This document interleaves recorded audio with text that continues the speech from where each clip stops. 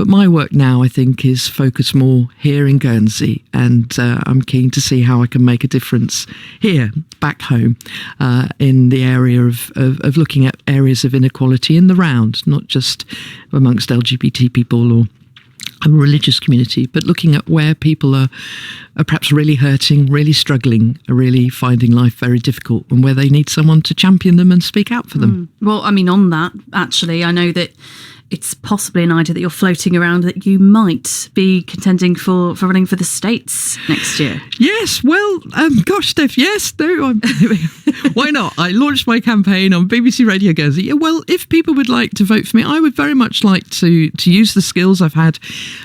Many know I've been very engaged in Westminster over the years, working with all parties at quite a senior level. And I do feel that it's an area where I feel I can make a difference, and I would love to represent islanders, particularly those who are working hard. You know, I've got so many friends who, you know, they and their partner have got 2 jobs, they're working as hard as they can, they've got kids, but they're really struggling. The cost of living over here is high, and we've got one of the biggest equality gaps in between, if you like, the richest on the island and the poorest. One of the biggest, certainly in Europe and arguably in the world. We don't talk about that gap, but that leaves such pressure on so many people.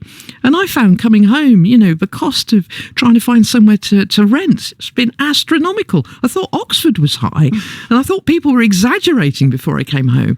But no, Guernsey is in a class of its own. And doing a shop at Waitrose, gosh, I wish we had Tesco or Sainsbury's over here. You know, it's really expensive, and people are really struggling. And I think we need to really look at the impact of this, what I call wealth gap between the rich and the poor, and start talking about some of these issues that really impact everyday life of the working Guern. We need Guernsey to work for the working Guern. And I know that is something that many deputies have also been trying to champion. But guys, we haven't got there yet, have we? We've got one of the biggest housing crises.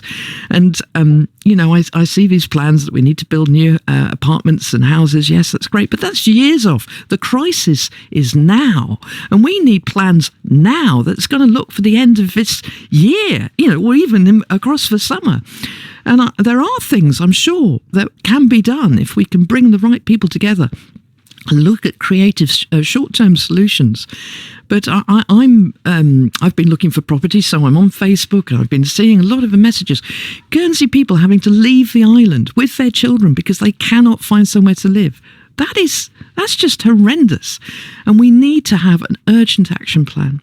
So, yeah, looking at the inequalities that exist on this island, dare I say even the gender inequalities. I've come home and realised, you know, we still have a way to go, I think, between treating women and our expectations in the workplace in the same way that men are treated, and our expectations and our future hopes. So all these sort of things, I'm keen to look, keen to listen, been meeting a lot of people. And if I can champion those causes, then I'm keen to do that too. I suppose as well, coming back to the island recently, being able to see the differences in you know, sort of the last time you spent a long time here as well, that sort of change is going to be more prominent to you. And I suppose maybe that leads you in a more clearer direction of the areas where you do want to help. You're absolutely right. I mean, it's I left the island to go to university in 1987. I've been back frequently. You know, my family are here, and I've spent a lot of time actually the last few years whilst my parents were sadly haven't been so well. But it's the first time I've actually lived on the island and recognised the pressures that people are on financially in particular, but also in the workplace. And we've seen some great progress. I mean, goodness, I came back, it would be the summer of 2022 to speak at Pride in Guernsey, and to see a market square filled with people wanting to celebrate difference. I was in tears. And you know, that progress has been seen in so many other sectors. We've got a far more ethnically diverse community now, and I think we embrace that sort of difference. But there's still some major problems, I think, and particularly, dare I say, with poverty and hidden poverty, and to do with money, which is the one topic we don't like talking about too much in Guernsey, because we have such a diverse community, from some of the richest people in the world to, dare I say, some of them the poorest. And we've really got, well, not in the world, but poorest in Europe. And we've got to find a way of bridging that gap better. A lot of people, though, who are part of the states do get a lot of stick from the public online. We see it on Facebook quite a lot. How do you think you'd handle something like that? Well, I'm used to stick. Goodness, as